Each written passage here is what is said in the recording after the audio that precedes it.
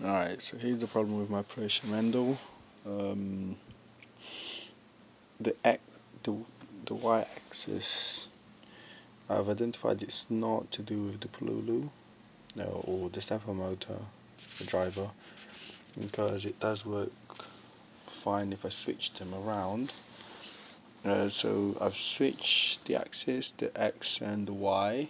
So here you can hear what it does to the motor. So that was 100 motion, and that's the high sound. It seems like the motor's running at high speed. Let me try. So that's essentially what happens to it.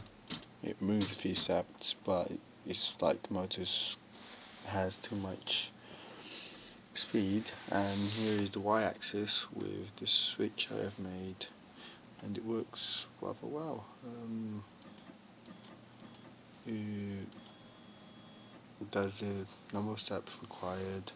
I've reflashed the firmware, I've rechecked the wiring, and everything seems fine. So that motor is fine. I'll switch it off and I'll demonstrate me switching to.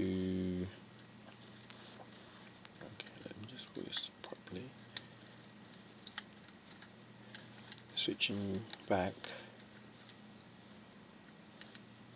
the X and the Y motors.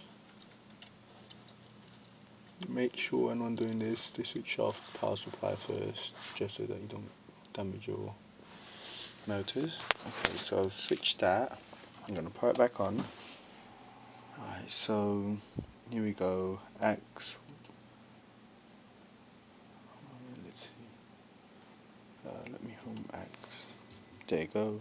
So X moves smoothly, no issues there. Not even much sound. So now you see that the Y motor will start making. So that's 100 millimeters, and it's the next motor was just too much torque, and that's just when I plug the bed in, it just flies through from side to side, from axis to axis. So this is one step increment. So I'm still not managing to find where the problem is. I've switched the pololus and same result. I've switched the motor drivers as I've shown you and reflashed the firmware. I've reduced down on the firmware. I've changed the value of the extrusion, and that still doesn't seem to solve it. Sorry, not the extrusion, so the speed of the axis was that. Here we go.